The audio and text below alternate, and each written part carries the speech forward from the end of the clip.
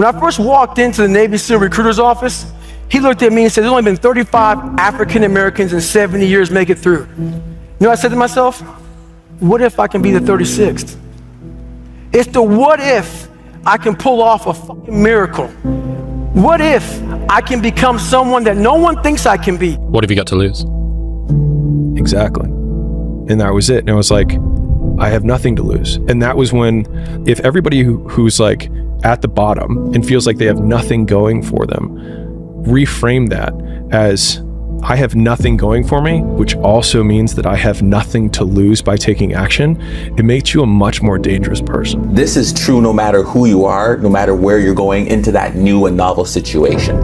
And one of the things you have to let go of is being perfect. Mm-hmm. When you set yourself up to go into that event and think that perfection is the only way to excel, to measure success, it will never happen.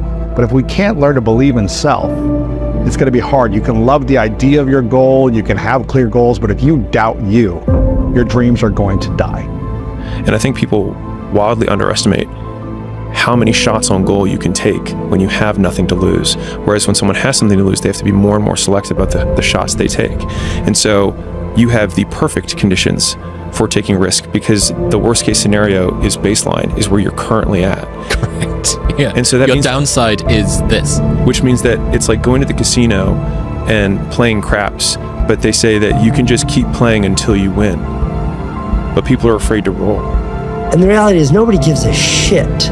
Everybody is so focused on themselves in this world. Nobody has time for you. And the sooner you accept that as a creative person, the sooner you're free. It's grind season, homie. It's not about today. It's about the future. You do the work now. Do the work now. And all of the shit that you could ever want to do for your family, your kids, your loved ones, it's all going to be on a whole nother stratosphere.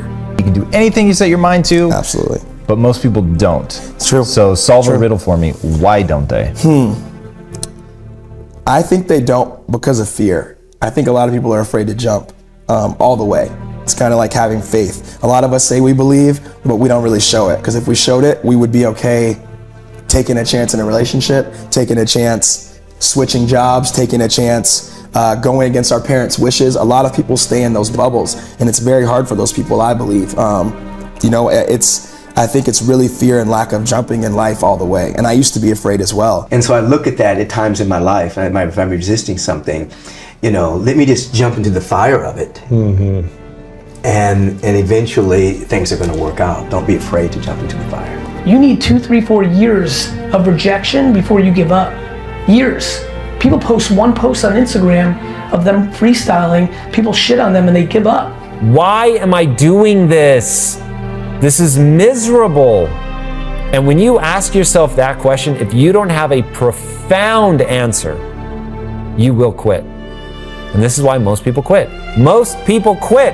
If you want to get ahead in life, just don't quit. Just get a little bit better every day because everybody else is quitting. But how do you have the psychological energy to not quit? I'm trying to live my life to where I have no regrets of like, at least I went for this. I went for this. I wrote that book. I did this thing that I was thinking about. And whether it works out or not, I'm okay with as long as I at least went for it. I am in this. I know I'm not ready, but there's lots to learn from me going now.